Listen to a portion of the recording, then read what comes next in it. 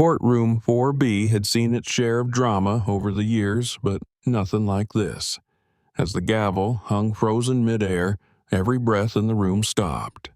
An 8-year-old boy with trembling hands and dark, intelligent eyes stood up in the middle of a foster care hearing and pointed directly at the judge. "You're my real mother," he said, his voice cracking the silence like a lightning strike. "I remember your perfume. I remember your lullabies." Judge Clarissa Monroe, known across New Jersey's family court system as the Iron Gavel, felt the world tilt beneath her. Her hand shook so violently that the gavel slipped from her fingers and crashed down of its own accord. The boy's name was Samuel Rhodes. He had been in the system since age 3, shuffled through 7 foster homes, each one more temporary than the last. No one wanted to keep him.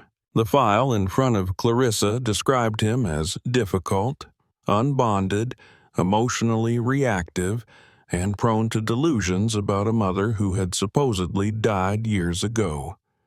But Clarissa couldn't breathe. She couldn't move. Because Samuel wasn't wrong. There was a photograph in her drawer, buried under 22 years of legal rulings and case summaries. A photo so worn the corners had turned to soft fabric from being touched in secret moments. It was the only image she had of the baby boy she had given away 15 years ago in a hospital outside Trenton. She had named him Caleb in her heart. She had whispered to him about gardens and gavel bangs and the difference between fairness and power, while she held him close for just 2 hours before signing papers that were supposed to ensure he would never find her. And now he stood in front of her, with that same crescent-shaped birthmark on his left wrist and the same depth of thought in his gaze. The courtroom erupted into chaos. The social worker shouted for order. The Hendersons, his current foster parents, tried to pull him back to the bench. Lawyers leapt to their feet in protest. Bailiffs moved hesitantly toward the boy, as if unsure whether to restrain a child making a claim so outrageous it could only be dismissed unless it was true. Clarissa called for recess with a voice she barely recognized as her own and stumbled from the bench, leaving behind the gavel and her composure. In her chambers, she pulled out the photograph with hands that wouldn't stop shaking. It was the same boy, older now, scarred by a system she thought she had served with dignity, the same black eyes, the same mark on the wrist, the same solemn defiance in his stare. She picked up the phone and called her private investigator. "Leo, I need you to find out everything about a boy named Samuel Rhodes," she said, her voice barely above a whisper. "Age 8. He's in foster care with a couple named Henderson. I need every placement, every record, every sealed file, and I need it now." "Judge Monroe," Leo said slowly, "you sound like you've seen a ghost." She didn't answer, because maybe she had. The next few hours were a blur of research, old grief, and professional horror. Leo called back before sundown. "Clarissa, this boy's file doesn't add up. His adoption records from Sterling Family Placement are missing. Wiped in a file purge in 2018, the same year the agency lost its license for irregularities. But I dug deeper. The agency that handled your son's adoption, Sterling, is connected to this case." Clarissa felt the blood drain from her face. "Irregularities?" she asked, though she already knew. "The kind where kids were never actually adopted," Leo said. "The kind where they got dumped into the system under fake names when buyers backed out or they aged out of being marketable." "You're saying Samuel was never placed?" she whispered. "You're saying he's been here, in New Jersey, this whole time?" "I'm saying it's very possible. And I'm also saying the more I pull this thread, the more it looks like a network that goes way deeper than Sterling. Judges, social workers, Foster parents, they're not just mishandling kids. Some of them are doing it on purpose, to erase identity, to profit, or to bury secrets. Clarissa sank into her chair. She had spent 2 decades believing she was serving justice. But if the same system had swallowed her own son and tried to convince him he'd imagined her, what else had it buried? That night, she called the foster home. Patricia Moore was a retired teacher who had taken in Samuel on emergency placement 3 days ago after the Hendersons requested removal following the courtroom incident. "Miss Moore," Clarissa said, voice carefully even, "I need to ask about Samuel. Has he mentioned anything about his mother?" There was a pause, then Patricia said, "Judge Monroe, this child knows things no 8-year-old should. He described your courtroom in precise detail, including the exact placement of your framed justice scales and your lavender soap. He asked me about black robes and said they represented the shadows where fairness lives. I've been fostering for 15 years. I've never met a child like this." Clarissa's breath caught. "Miss Moore, I need to see him. Not officially. Please." There was a longer pause, and then Patricia said, "Come tonight, after dark. If you're who he thinks you are, then you have every right." Clarissa didn't tell anyone. She didn't dress in her usual black. She drove a car she rarely used and parked 2 streets away from the modest ranch home where her son now stayed. As she walked to the front porch, her hands trembled so badly she nearly missed the steps. The door opened before she could knock. Samuel stood behind Patricia, his face lit with something like hope. When Clarissa stepped into the room, he ran to her without hesitation and buried his face in her coat. "Mommy," he whispered, "I knew you'd come. I knew you didn't forget me." Clarissa fell to her knees, holding him for the first time in 15 years. He fit. That was all she could think. He still fit.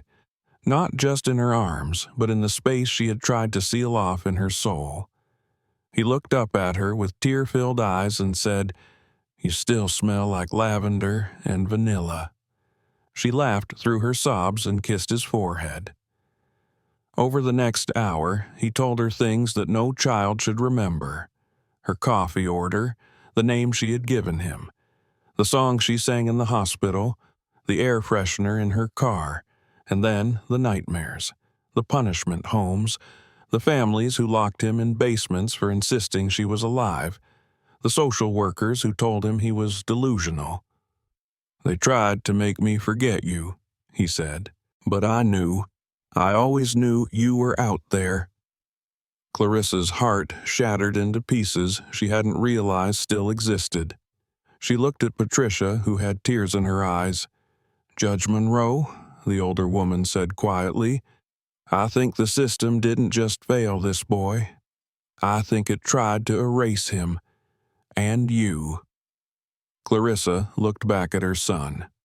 "I'm going to make it right," she said, "no matter what it costs." And Samuel, brave as ever, nodded solemnly and whispered, "Then we have work to do." Clarissa Monroe hadn't slept. Not a single minute. The sunrise filtered through the blinds of her downtown apartment like a quiet accusation, casting stripes of light over the files she had pulled from the courthouse system using her private credentials. Every click of her keyboard the night before had felt like pulling teeth from a dragon, slow and painful and dangerous. But what she'd found made her blood run cold. Samuel's placement history was a roadmap of failure. 7 homes in 5 years. Each one returned him like a defective product, and every home described him the same way: disturbed, defiant, ungrateful. They called him a liar, a manipulator, a child lost in fantasy. And yet his fantasies were consistent.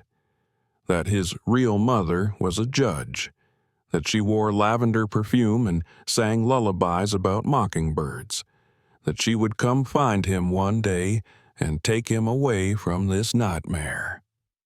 Most children created fairy tales to cope, but fairy tales changed. Samuel's story never did. It was the kind of consistency that couldn't be ignored. Clarissa closed the file and reached for her phone. "Leo, I need more," she said, skipping all pleasantries. "Sterling Family Services. Dig deeper. Follow the money. Find out who signed off on these placements and why. I think this goes far beyond illegal adoptions. I think this was deliberate." "I'm already on it," Leo said grimly.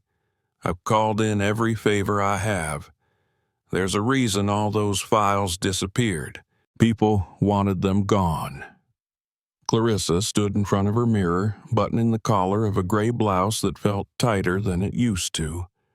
Her reflection looked older than she remembered, not because of age, because of guilt. 22 years of decisions made under the illusion of justice, and now she saw the cracks. She arrived at the courthouse early, passing through security with a nod that no longer felt deserved. Her chambers were quiet, sterile, filled with framed certificates and plaques that suddenly felt meaningless. The only thing that mattered was a small photograph she now kept in her breast pocket. Samuel, at 3 months old, wrapped in a hospital blanket, eyes wide with curiosity. Those eyes had never stopped looking for her. She had been a coward 15 years ago. She wouldn't be one now. When Leo called back in the afternoon, his voice was darker than she'd ever heard. "Clarissa, I found something. You're not going to like it. Tell me." Sterling Family Services wasn't just an adoption agency. They were laundering children. Babies taken from vulnerable mothers, mostly black, mostly poor. They told these women the children were going to loving homes. But when the money didn't come through, or if the child didn't fit what the buyers wanted, they'd file false adoption records and throw the kids into the system with fake identities. No tracking, no chance for reunification. And the kicker? Someone paid extra to ensure those kids couldn't be traced. Clarissa felt the air leave her lungs. Someone like my mother. "Yes," Leo said softly. "Her name is on a financial document labeled Discretion Agreement, Tier 3. That's the highest level of disappearance. $300,000, paid through a family trust." Clarissa closed her eyes. Her mother had always said the Monroe name had to be protected at all costs. Career over child, she'd said. Legacy over scandal. Clarissa had believed her. She had believed that giving up Caleb Samuel was the only way to survive. "I need confirmation," she said. "I need proof that Samuel is my son, DNA. Something no one can twist or discredit." "Already working on it," Leo replied. "And there's more. You're not the only one. I found at least 3 other sitting judges whose children went missing during Sterling's years of operation. Some were told the babies died in childbirth. Some were told private adoptions went through. But there's no follow-up, no trail, just vanished kids." Clarissa's fingers dug into the edge of her desk. This wasn't incompetence. This was a network, a business, a machine, Leo said, fueled by fear, money, and silence. Later that day, Clarissa visited Patricia Moore's house again. This time, she didn't sneak in. She brought groceries and a binder full of documents. Samuel greeted her at the door with the quiet dignity of someone far older than his years. He had cleaned the living room. He had dressed himself in the same court outfit from 2 days ago. His hair had been combed neatly to the side. "I wanted to look respectful," he said. "You're a judge." Clarissa knelt to meet his eyes. "You're my son. You don't have to prove anything to me." His mouth trembled before he stepped forward and hugged her. Patricia served them tea and quietly excused herself to the kitchen. Clarissa and Samuel sat together on the couch, the folder between them. "These are the homes they sent you to?" she asked gently. He nodded. "Some were okay, most weren't. The Clarks had a dog that barked whenever I cried. The Jansens locked me in the garage because I kept drawing pictures of judges." He pointed to one of the files. "The Reynolds said I was evil. They made me sleep outside sometimes. I used to pray that you'd come before winter." Clarissa gripped his hand. "I'm so sorry. I'm going to fix this." "You already did," he whispered. "You found me." But Clarissa knew that finding him was just the beginning. The system that had tried to erase her son wasn't done yet. It was still alive, still feeding, still protected by lawyers, judges, politicians, people like her, people who had smiled in her face and buried children behind her back. That night, she wrote a letter of intent, a confession, a map of what she planned to do. She saved it in 3 places, locked one copy in her safe, and gave another to Leo. If anything happened to her, she wanted the truth to survive. Because if this system could devour her child, it could devour anyone's. And she wasn't going to let that happen again. The facility looked like a prep school on the outside. Brick buildings with trimmed hedges, a well-maintained parking lot, and a sign that read Riverside Youth Wellness Center in soft blue letters. But Clarissa Monroe knew better. This was no school. This was a vault. A cage wrapped in bureaucracy and hidden under paperwork, designed not to reform but to disappear. And somewhere inside it was her son, again. Leo sat beside her in the car, his eyes fixed on the rearview mirror, counting every passing vehicle, every flicker of motion in the trees behind them. "Security's thinner than expected," he muttered, voice tight, "which either means they're confident no one will ever come, or they know we're coming and they're waiting." Clarissa said nothing. She was dressed in dark jeans, sneakers, and a simple jacket. Not her robes, not her nameplate, not the woman who sat behind a bench and passed judgment. Tonight, she was just a mother. Harrison Doyle waited for them by the back fence, hunched behind a maintenance shed, holding a flashlight wrapped in red film to dampen the glow.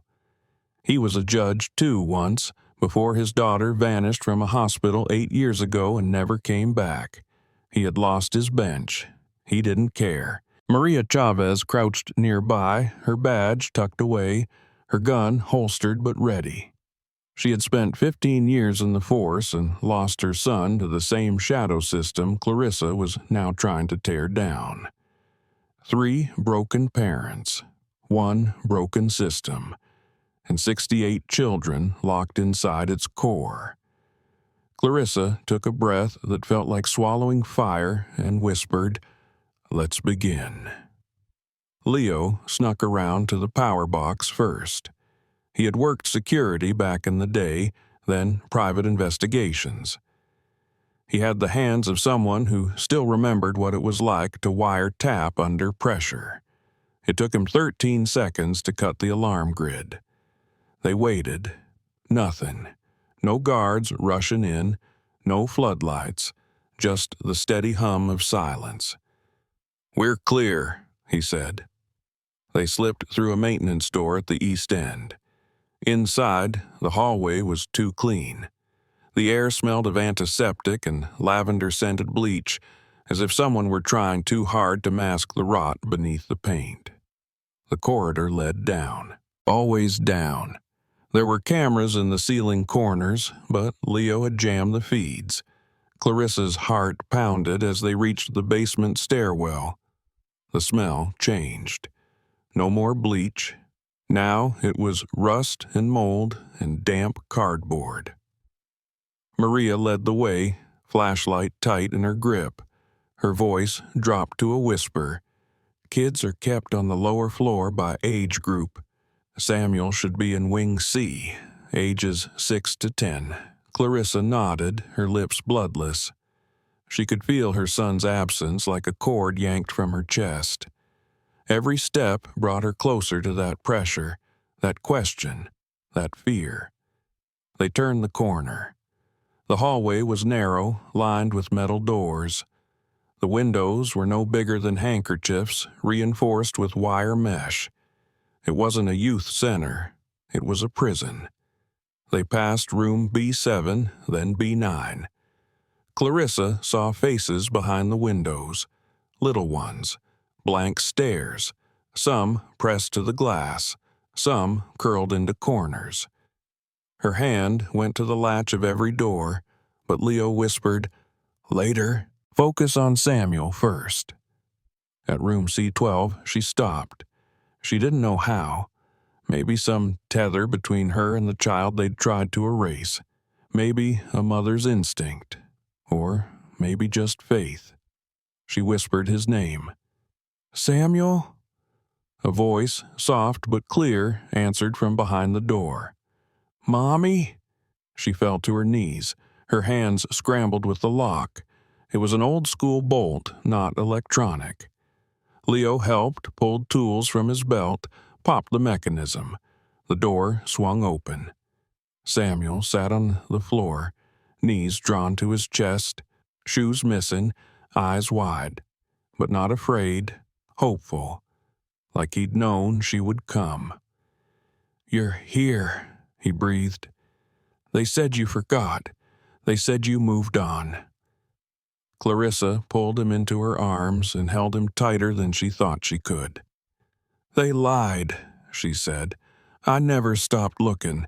Never." He clung to her, silent, small, shaking. Leo kept watch.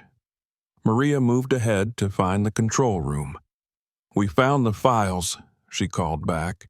"Names, placements, pictures, recordings. Clarissa, it's worse than we thought." Clarissa guided Samuel down the corridor as Maria returned with a laptop under her arm and horror in her eyes. "They were experimenting," she said, "conditioning the kids, teaching them to forget their families, to fear their own memories. That's what the therapy sessions were. Not treatment, reprogramming." They passed room D4. Inside, a girl barely older than 5 rocked herself and whispered names into the dark. "These kids weren't just fostered," Maria said. "They were broken, deliberately." Leo returned from a hallway near the stairwell. "We need to go. Now. I overheard a guard on radio. Sterling's people are coming. Not police. Private security." Harrison stepped out of a nearby room, his face pale. "I found my daughter's shoes in the storage closet. No sign of her." "Then we find the rest," Clarissa said. "We don't leave them here." But time was running out. Leo grabbed a fire axe from the wall and used it to break the cages that wouldn't open. The children inside didn't scream. They didn't cry. They just blinked at the light like moles seeing the sun for the first time. Maria made quick head counts. "We can't take them all, but we can get the youngest out first. We'll come back with real backup." Clarissa looked at Samuel. "Can you be brave again?" He nodded. "I can help them too." Alarms started blaring. The power flickered. Clarissa turned to Leo. "Take Samuel and 10 youngest. Use the back road, the one you showed me on the blueprint." Leo hesitated. "What about you?" "We stay. We get the proof. We show the world what they did here." Leo nodded once, solemn and clear. He lifted Samuel in his arms. "I'll see you soon, Mommy," Samuel whispered. "Promise. Promise." Clarissa said, kissing his forehead. Then she turned and ran toward the control room, fire in her lungs and ice in her veins, because now it wasn't just about Samuel. It was about all of them. Every child forgotten, every lie told, every name erased. She would bring it into the light or die trying. Clarissa Monroe stood in the center of the control room with her phone hidden beneath a stack of intake files, its camera lens exposed just enough to capture everything. The feed was already live, streaming in real time to a private server Leo had secured earlier that week, automatically uploading copies to public folders, news outlets, and federal agencies. There would be no shutting this down. Not now. The screens behind her displayed names, photos, and ID codes of every child the facility had processed. Some had red X's over their faces. Some were marked with strings of numbers and acronyms no parent should ever have to decode. Every file she clicked confirmed it further. The children weren't being protected. They were being rewritten. And then they came. Armed men in dark tactical gear moved through the halls like silent shadows, sweeping rooms, barking into radios, ignoring cries. One of them burst through the door of the control center with a gun drawn but froze when he saw Clarissa not running, not hiding, but holding her ground in front of a wall of screens, eyes blazing. "You're trespassing on private property," he barked.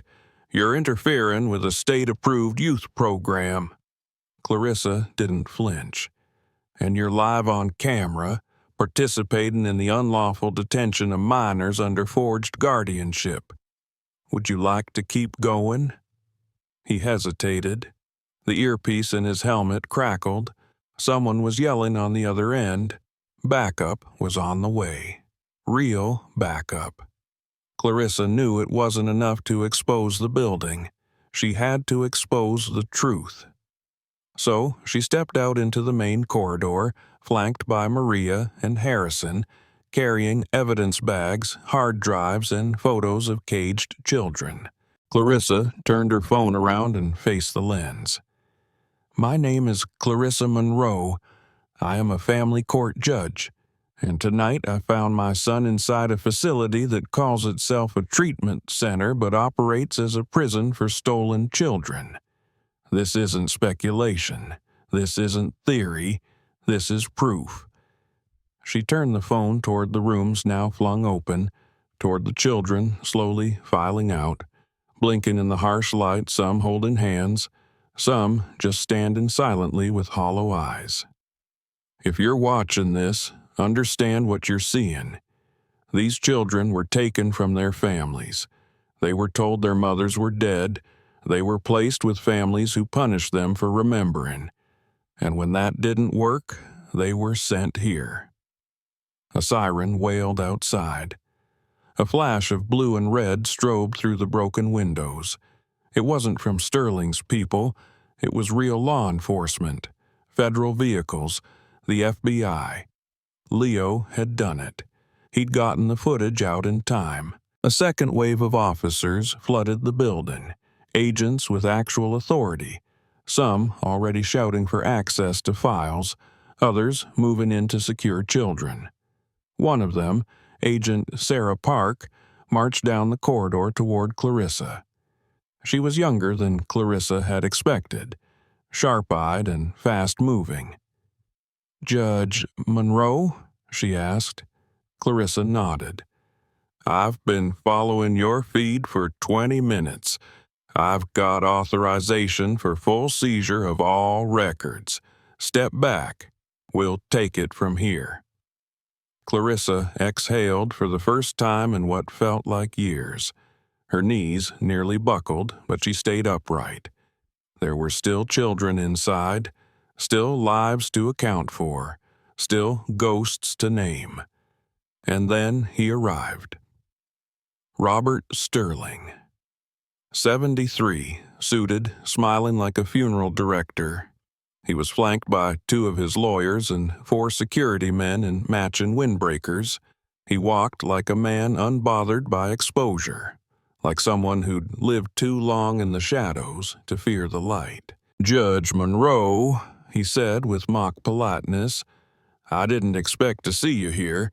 I trust you understand the legal implications of what you've done." "I understand exactly what I've done," she replied, "and I hope you do too." "Oh, I do," Sterling said, eyes gleaming. "And you've just signed your own conviction. Every decision you made, every file you accessed will be reviewed. They'll strip you of your robes, your title, and I'll be waiting in court to testify when they do." "You'll be testifying from prison," Clarissa snapped, "assuming you survive long enough to make it to trial." "We'll see," he said, but his eyes flicked nervously to the agents now storming his offices. "We always do." Samuel was already safe. Leo had taken him and the others to a secure location. Maria had called in trauma counselors, pediatric specialists, lawyers willing to work pro bono. Harrison stood by a wall, staring at the tiny shoes he'd found earlier, his face a stone mask. The next day, headlines screamed, "Hidden prison for foster kids uncovered. Judge's son found among victims. FBI raids, private facility tied to illegal adoptions." Sterling was arrested on charges ranging from trafficking to conspiracy to fraud.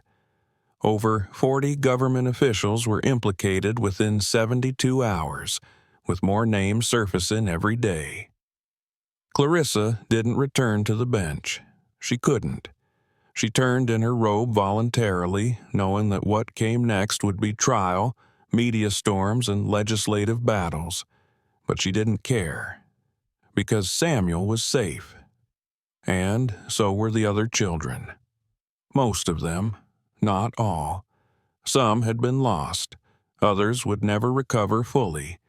But the system had been cracked open, and in its ruins there was light. Weeks passed. The legal world reeled.